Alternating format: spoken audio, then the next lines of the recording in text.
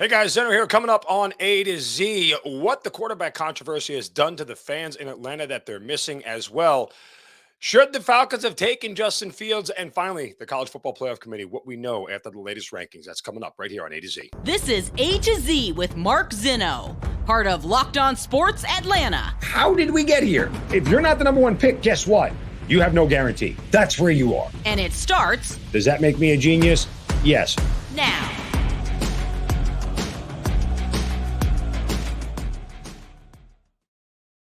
Good afternoon. Welcome to A to Z here on Locked On Sports Atlanta, where today I tell you got to remember what you're looking at. Welcome in. We are live here on this Wednesday. Appreciate you joining me. Give us a follow on Twitter at Locked On ATL. I'm at Mark Zinno, MarkZinno. Subscribe to that YouTube channel. Give that thumbs up and a like to all the content there. Get us close to that 5,000 subscribers. We are almost home, folks. Need your help to do so. As well, we're on Roku TV. However you get your Roku TV, that Amazon Fire Stick, download that Roku TV app. Check out all the shows here on Locked On Sports Atlanta. Aaron Freeman going to join us here in a few moments to go over some stuff with the Atlanta Falcons. As I mentioned, the College Football Playoff Committee rankings have told us one thing is for sure. We'll get to that. But as we continue to head towards the Falcons and the Bears this week, you know, it has become increasingly interesting that this quarterback controversy has sort of grabbed this fan base and people can't seem to let it go. And I understand that. I mean, look, quarterback controversies are great for folks in my line of work. It always gives us something to talk about. It always gives us something to focus on. But in reality, what it does is it takes us away from reminding the fans about the bigger picture and what exactly is going on with this team. And I've said this for a couple of weeks now, and I'm not sure why we aren't having more conversations about certain other areas on this team, because beyond quarterback, this team is still further away than you think from getting this all fixed. And in particular, and I've brought this up for several weeks now, but I don't hear anybody screaming about any of this. That the Falcons have allowed more yards than any team in the NFL this season. That they have the second to last total defense in the league. They have the worst pass defense in the league. I mean, you know, this is a team right now that defensively is a mess. They are an absolute mess. They've allowed the sixth most points per game in the league as well. And yet, we're not having this conversation. Excuse me. We're not having this conversation about the defense getting better and being better because, well, Marcus Mariota, Desmond Ridder, let's see what you have. Why are we not talking about the conversation of, is Michael Walker the guy in the center of this defense? Why are we not having the conversation of what else do we need on the back end? Is Jalen Hawkins, Richie Grant, are those the answers that we need? Why are we not having the conversation of how come we still don't have a pass rush?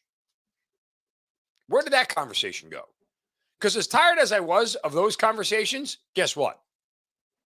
I'm even more tired of the whole quarterback controversy deal right now. Just am. You know, I mean, it is something that has overtaken this fan base, and I still think we're looking at the wrong things. Let me ask you guys a question. Do you suppose that Desmond Ridder would have a better success rate with Kyle Pitts than Marcus Mariota? Ask yourself that question. Now, the answer may be, could he do worse? Probably not. But I don't know that that necessarily solves any problems with the offense just because you've switched quarterbacks. Everyone is so dying to, quote, see what they have in Ridder. Do you know what you have?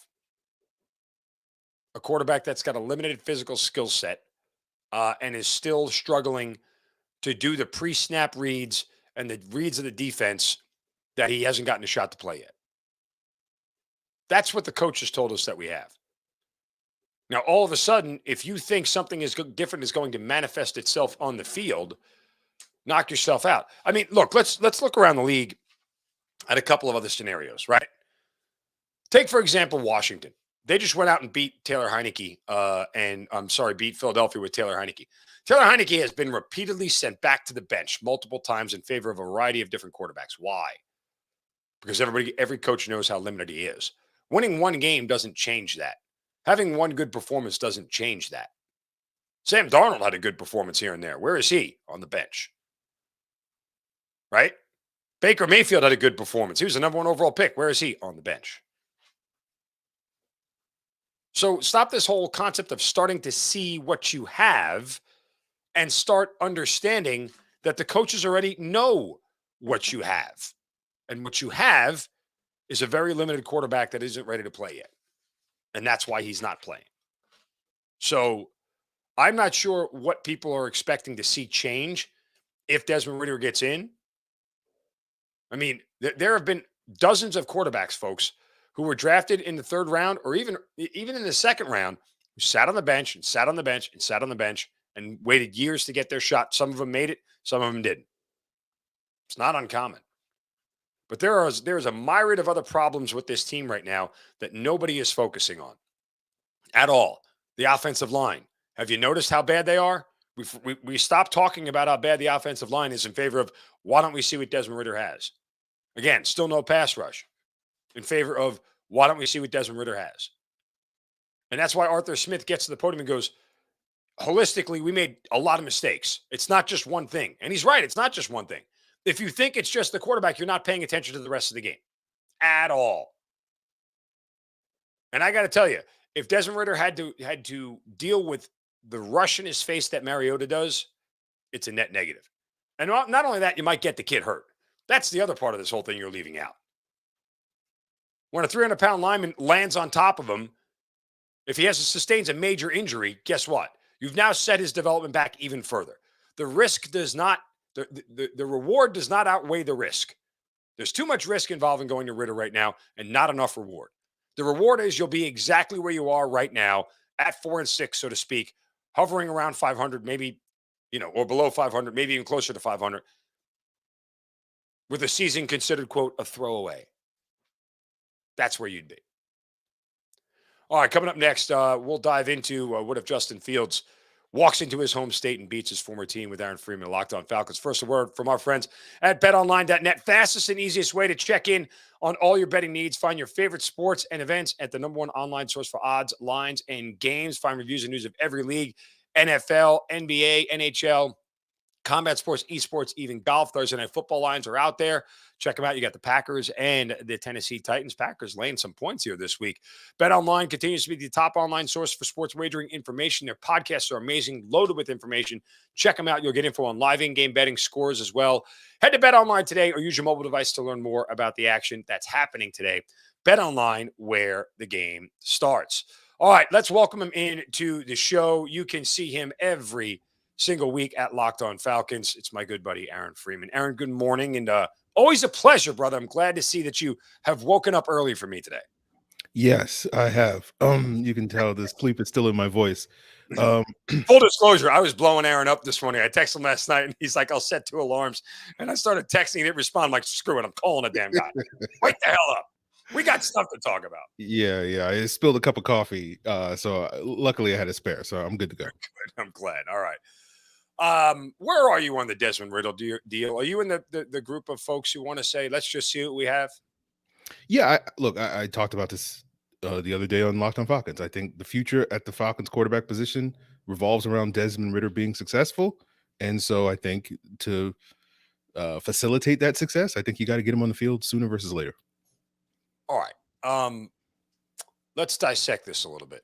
I mean, and I'll paraphrase here because, getting to speak with Arthur Smith is, it's fun, it's interesting. But if I told you that Arthur Smith had non-directly communicated that, it's just a case where he's not ready yet, that what the offense requires of you pre-snap, how to read defenses and everything else, the kid is going to be overwhelmed, especially with a poor offensive line, as I just mentioned a moment ago.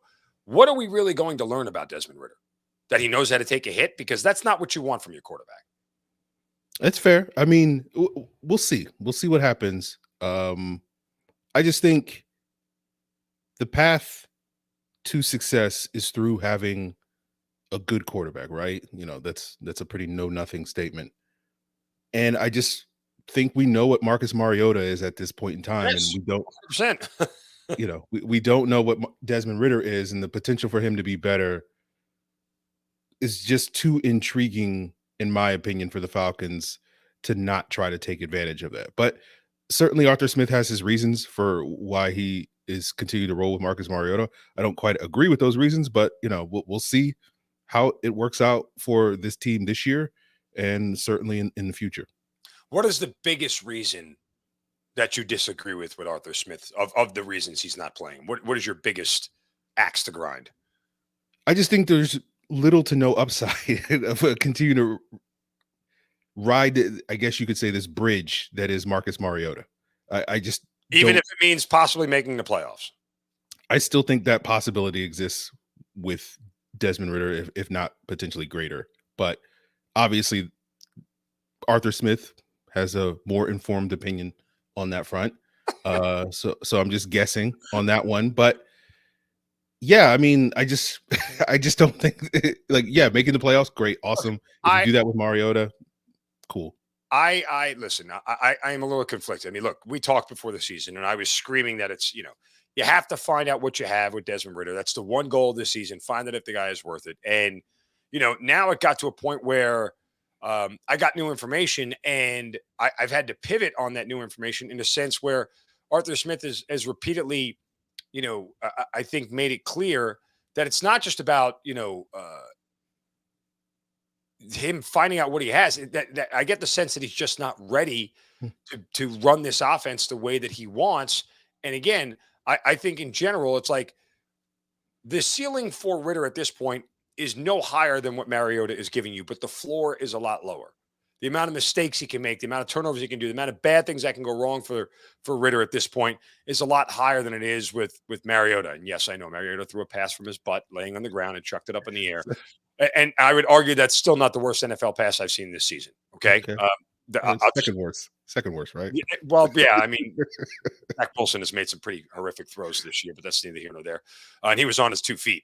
He wasn't even going to the ground. But anyway, so I think that matters. But as I was talking about before, like Arthur Smith was always talking about the rest of the team as well. This is one of the worst defenses, if not the worst defense in the league. And yet we stopped talking about how bad this defense is. Like nobody in the market is talking about how pathetically bad this defense is. They can't stop anybody, period.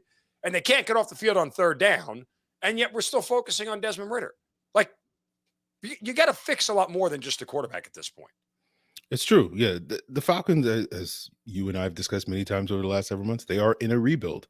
But I think that rebuild success hinges on them finding a quarterback. And I just think we know that Marcus Mariota is not that guy, even if he does somehow get the Falcons across the finish line and into the postseason this year, with those odds seeming to have shrunk considerably over the last couple of weeks. But we'll see if they can get their season back on track. But I think you look at a team like the Falcons are facing this week against the Bears with Justin Fields, and the fact that he's over the last couple of weeks seemed to start to, again, they lost 3 straight games, but he's playing well enough that they are being a lot more competitive these last couple of games, despite the fact that he has many of the same supporting cast issues in Chicago that Atlanta has. And I just think, again, how much of a probability, and again, the thing that you're talking about, Mark, is, Arthur Smith seemingly does not believe that Desmond Ridder, should he start the remaining, 5 to 7 games left in the season, is going to get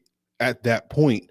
But I do think the sooner you get him on the field, the sooner we get, hopefully, that version of Desmond Ridder that can elevate,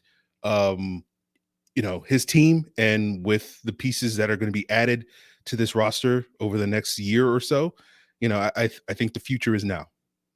So let me ask you one more question about the Bears since you just brought them up. I thought the conversation this week for everybody was going to be relitigating the 2021 draft and how we didn't draft Justin Fields because he was there. And I said at the beginning of the week on A to Z, like, please don't do that because Justin Fields isn't even remotely close to the player that you could argue they should have taken at number 3 when Jamar Chase was out there, Micah Parsons was out there, Justin Jefferson was out there. Like all these guys were out there. Was Justin Jefferson there? I can't remember. Anyway, no, it was Jalen Waddle who was there. Sorry, I apologize. But anyway, you could argue there were like 3 or 4 players ahead of Justin Fields that they should have taken who are infinitely better at their position than Justin Fields is at quarterback at this point in time. But aside from that, I thought that was going to be the conversation this week.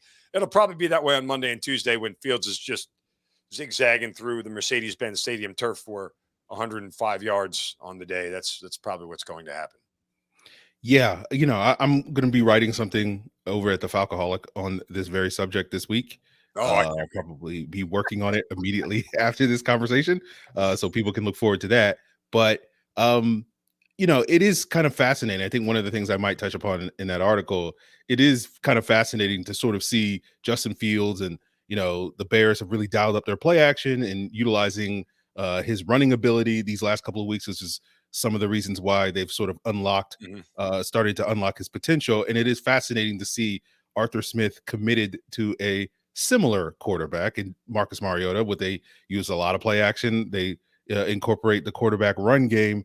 And that's, I think, a little frustrating to a lot of folks looking at the Kyle Pitts situation, because we were dreaming of what this offense could be when we selected him back when Julio and Calvin Ridley, and we had what we perceived to be a really high-level quarterback, and it just hasn't come to fruition. And so that selection gets added scrutiny, all because, the Falcons quarterback situation is not quite and has not quite been what we thought it would be the last 2 seasons. And so this Pitts selection, in hindsight, looks like not the greatest allocation of resources, which I think just goes back to, this team needs to get the quarterback situation right. And again, that's part of the reason fueling my desire to see Ridder on the field, because maybe he could be the guy that finally allows our visions of what Kyle Pitts could have been to it's come funny to because fruition. I asked that question earlier before you joined. Was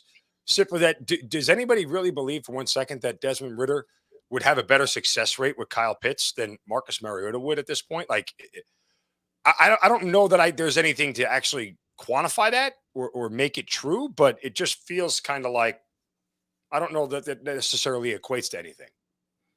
I mean, yeah, it's all speculative, but when you see Mariota miss Pitts in the ways that he does on a pretty weekly basis, it feels like maybe one of those throws could be on target to Kyle Pitts with a different quarterback. I'm not going to sit here and try. But then again, you could argue that no NFL quarterback, backup or otherwise, should miss some of the throws that Mariota has missed to Pitts. So there is that. All right, one more here, Aaron, before we let you go back to your morning and getting the rest of your coffee in. Appreciate it. The next 2 games, Bears and Washington, I think will tell us a lot about the Falcons, because, again, we do this weird thing, and I never do it at all, ever. But, back when we looked at the schedule, we had W's written down against, Washington and Chicago because they were bad. They stink, which is why you don't predict freaking wins in April and in August. Okay. It's the stupidest exercise that people in my line of work do. Anyway, but if they lose these 2 games, now you've gone to 4-8. There's and you may get your wish. Like, secretly, you should be hoping they lose the next 2, because I think as soon as the Falcons get eliminated, then Ridder becomes a legitimate possibility. So what you need to hope is that the Buccaneers win the next 2 and the Falcons lose the next 2, and they lock up the division, and all the Falcons are doing is fighting for a wild card against a team like Washington that they've already lost a game to. But, do we turn to a sense of panic, or do we even turn to a sense of panic's not the right word. I guess the bloom came off the rose on the early start. Like, how do we view this team if we end up losing the next 2 games? Yeah, I think it'll be very disappointing if the team loses the next 2 games, because you're clearly channeling some of the content we had over on Locked On Falcons with the win-loss predictions earlier. But like, we looked at this 6-game stretch starting with that Panthers game in week 8, as like, oh, this is where the Falcons are going to start to pad wins this season, regardless of how good or bad this team is, because this is the softest part of the schedule. And even still today, given some of the disappointments that we've had this year and then the unexpected outcomes, this still remains the softest part of their schedule. And they're so far 1-2. And if they lose the next 2 games, the idea of them going 1-4 against what should have been a stretch where they probably should have gone 4-1, especially given how they started, is certainly going to be disappointing for this football team, and it's going to raise some question marks about sort of their ability to maintain their momentum as the season wears on, because you kind of saw a similar thing last year where, they got it off to a slow start in September, then things started to get rolling in October, and then it kind of fell off the tracks in November, and they weren't able to really quite get it back, although they were able to eke out a couple of late wins against teams like the Lions and Jaguars.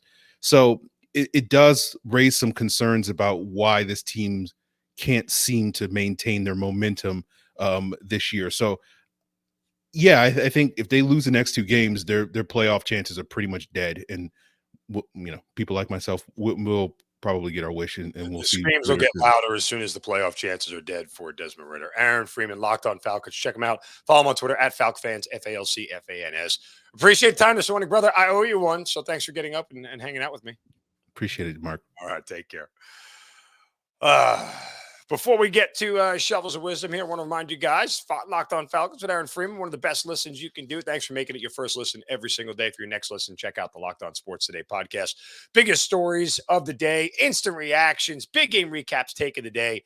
It's all available right there at Locked On Sports Today. Available on the Odyssey app, YouTube, and wherever you get your podcast. Speaking of YouTube, guys, help us get to 5,000 subscribers on YouTube. Haven't even been at this for 8 months yet. You guys are the best, and we love you and all the support. Please subscribe to the YouTube channel. Give a thumbs up and a like to all the content there as well. We certainly appreciate it. And once we get there, we're going to celebrate. I don't know how. We're going to have a big party, but maybe we'll do a toast right here on A to Z.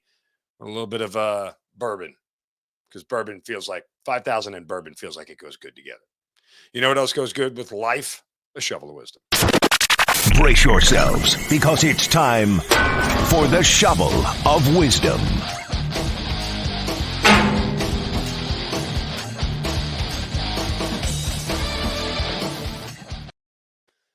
You know how we do it every day. We have to set somebody straight, and we give them a shovel of wisdom right upside the head. You can do so on my Twitter account at Mark Zinno, MarkZinno. Of course, use the hashtag shovel of wisdom. And today, my shovel goes to Aaron Patrick. Aaron Patrick. Thank you. All right. Oh, I forgot to take the loop button off. There we go. Lots of shovels going around. Here we go. Aaron Patrick is a Broncos linebacker, and now he's suing the Rams, Chargers, and ESPN after suffering a sideline injury on his knee. He ended up tearing his ACL. It was a Monday Night Football game on ESPN, and it was a Week 6 matchup between the Broncos and Chargers. And Patrick is alleging that that negligence created a dangerous sideline condition that contributed to his injury. What happened was he was chasing down somebody with the ball, got him out of bounds, tried to avoid one of the camera guys or ESPN guys on the side, stepped on a carpet that was on the field in order to avoid making contact with someone, and ended up in a non-contact injury, tearing his ACL. Here's the thing, Aaron, like, you can't sue the NFL. Like, it doesn't work like that. Like, this is more about the settlement than it is about actually achieving anything. There's been a huge push in the NFL right now by a lot of players for everybody to go to grass. I got to tell you, going to grass doesn't stop that carpet from being there. And maybe the rule is what the NFL needs to do is just get more people away from the damn sideline. And that may be the case of this, but I don't know that you're going to ever win this lawsuit with the NFL, and I don't even know if the NFL would settle. But what I do know is that suing the NFL never works out well for anybody, unless it's medical conditions and concussions. Yeah, I don't know that you're ever going to be successful suing the NFL. I think that's the only thing that they've ever gotten over on the NFL is the whole concussion deal. All right. We'll wrap things up today. College football playoff rankings and where we are, because not much changed inside the top 5. I think the only change was in the top 6, where LSU slid up to 6, and USC is now 7, and that's pretty much it. You start to look at the final 2 weeks of the regular season here, and a lot of questions are asking about, the idea of 3 SEC teams getting in. Folks, that's not happening. It's just not. If LSU beats Georgia, LSU would get in over Tennessee. They would have one more quality win than Tennessee would over the team that Tennessee took its lone loss to. So there aren't 3 SEC teams getting in. We're just being silly at this point. Tennessee is now a Georgia fan. They want Georgia to run the table and beat the hell out of LSU because that's the way they get in. They're also a Baylor fan this week. Tennessee wants Baylor to beat TCU because they will get in. The only real question left, and the college football playoff may have its easiest um, run this year than anything else. Georgia runs the table, they're in. Winner of the Big Ten is in. If TCU runs the table, they are in. And if USC runs the table, the only real decision to make is 12-1 USC conference championship better than 11-1 Tennessee, no conference championship. You know my answer. It's USC. But that's the easiest set of scenarios for the college football playoff. Even at that, Georgia runs the table, winner of the Big Ten, TCU runs the table. That's your 3. Then your 4th is really deciding between Tennessee, USC if they run the table, and possibly the idea that the loser of Michigan, Ohio State could get in. I mean, there's literally, legitimately only 7 teams that can make the top 7 right now are the only 7 teams that can make the college football playoff. That's it. That's it. And the minute TCU loses or USC loses, or even if LSU were to drop one, the final game of the year to Texas A&M, they're out. Any of these other teams in the top 7, with the exception of Georgia and Ohio State, Michigan, drop a game, they're automatically out. Period. So this is the easiest college football playoff situation we've seen in a while. And I don't think that anybody could generally disagree that in reality, only one of the top 7 teams, I'm sorry, only 4 of the top 7 teams could actually make the college football playoff at this point. It's just the way it is. It's the way it's worked out. I think TCU actually wins this week. I'll bet them on a short number. As much as they are ripe for the picking, they just keep surviving and advancing. They have to play a really sloppy game. They played a pretty clean game against Texas, which is why they won. And their defense showed up for the first time this year. I don't want to say it showed up like that, but the defense really was excellent for the first time this year. And so I think they do it again because Baylor's offense has been kind of limited. But still, this is very much a scenario where all the teams in the top 4 control their destiny. And then Tennessee is at the mercy of hoping USC loses, hoping LSU gets knocked out, and hoping TCU takes a loss. That's what it boils down to.